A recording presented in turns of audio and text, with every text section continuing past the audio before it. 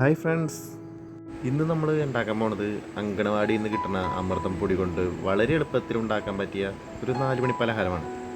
അമൃതം പൊടി കൊഴുക്കട്ടയാണ് നമ്മളിന്ന് ഉണ്ടാക്കാൻ പോണത്. ഇത് ടേസ്റ്റിയാണ്, അതുപോലെ തന്നെ ഹെൽത്തിയാണ്, ഉണ്ടാക്കാൻ വളരെ എളുപ്പമാണ്. അപ്പോൾ നമുക്ക് വീഡിയോയിലോട്ട് പോയാലോ. ഒരു 3 കപ്പ് അമൃതം പൊടി ആദ്യം എടുക്കാം. ഞാൻ കയ്യിൽ നടന്നെടുത്തുന്നുള്ളൂ. അതിലാവശ്യത്തിന് ഉപ്പ് ആഡ് ചെയ്യാം. പിന്നെ നമുക്ക് വേണ്ടത് ചിരവിയ തേങ്ങയാണ്. 1 കപ്പ് പൊടിച്ച ശർക്കരയും ഒരു 2-3 ഏലക്കായ ചതച്ചു കൊടുത്തിട്ടുണ്ട്.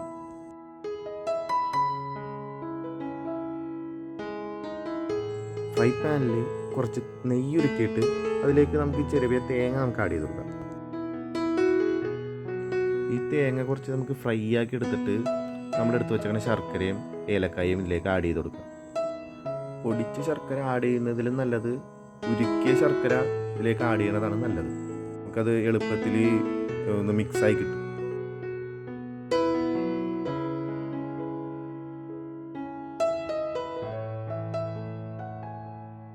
ഈ അമൃതം പൊടി നമ്മൾ കുഴക്കണത് ചൂടുവെള്ളത്തിലാണ്.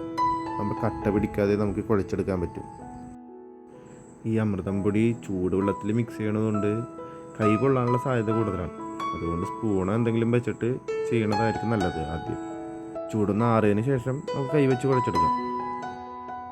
ഇനി നമുക്ക് ശർക്കരപ്പീര അമൃതം പൊടിയിൽ ബോൾ പോലെ പൊതിഞ്ഞെടുക്കാം. അതിനിപ്പോൾ ഇങ്ങനെ ചെയ്തെടുക്കുന്നതാണ് ഏറ്റവും ബെറ്റർ.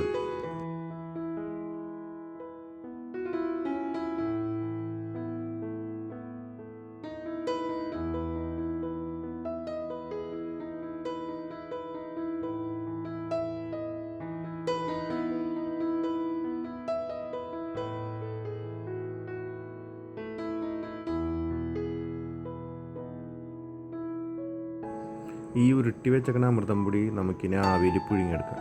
അതിനായിട്ട് ചെറിയൊരു ഇഡ്ഡലിച്ചെമ്പ് വെച്ചിട്ടുണ്ട്.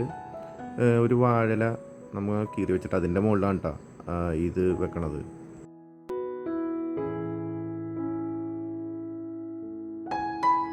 ഒരു 10-15 മിനിറ്റോളം നമ്മളിത് ആവിയിൽ വേവിച്ചെടുത്തിട്ടുണ്ട് കേട്ടോ.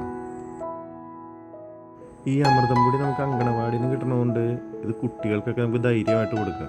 അവർക്ക് നല്ല പ്രോട്ടീനും കിട്ടും ഈ ഫുഡിൽ നിന്ന്. ഇതിൽ ശർക്കര ഒരല്പം കൂടിപ്പോയത് ഒഴിച്ചാൽ സംഭവം സൂപ്പറാണ്.